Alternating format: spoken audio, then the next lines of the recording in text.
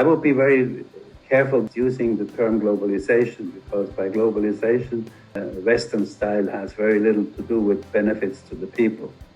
And therefore, I think if we talk about globalization, I would like to call it globalization with Chinese characteristics. I think he is brilliant in many ways, and one of the ways is he's very inventive.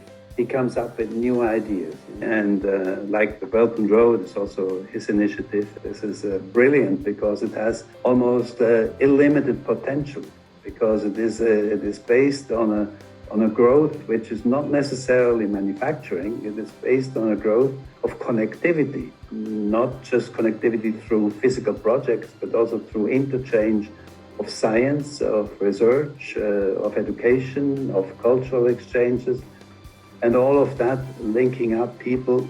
I think this is very important, and especially makes the difference to Western globalization also. These countries maintain their sovereignty and will have their autonomous political and philosophical and scientific and social principles maintained, and at the same time developing economics directly through projects, physical projects, or indirectly by bringing people to a higher level of understanding each other and a higher level of education, so that they by themselves will develop internally further growth motives and further socioeconomic development. I think what China has initiated was something called globalization 2.0.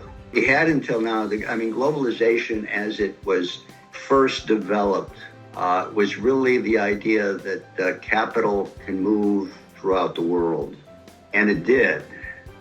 But what it did not do, it did not assure development for all the countries that were touched by this capital investment. And a lot of countries, of course, rejected this globalization because they were on the backside of it. They became, to some extent, the victims of it. China, with this idea of win-win cooperation, has introduced a new form of globalization, a globalization which is all-inclusive. President Xi has emphasized, and it's most specific in the BRI cooperation, that there has to be, that the other side has got to win as well. And the idea of China was, of course, that development is not sending care packages. Development is bringing infrastructure, in particular transportation infrastructure, to these countries, because that creates the basis on which their own economies can develop. You don't send them fish, you teach them how to fish so that they have their own way of doing it. Or as the Chinese phrase is used, the notion of common destiny. As the Chinese saying goes, we're all in the same boat. And if we want to reach the other side of the river, we got to, begin to row together cooperatively in order to do that. This, I think, is the most important element that President Xi has introduced into the global vocabulary, which must become the guiding light for how international politics in relation between nations must conform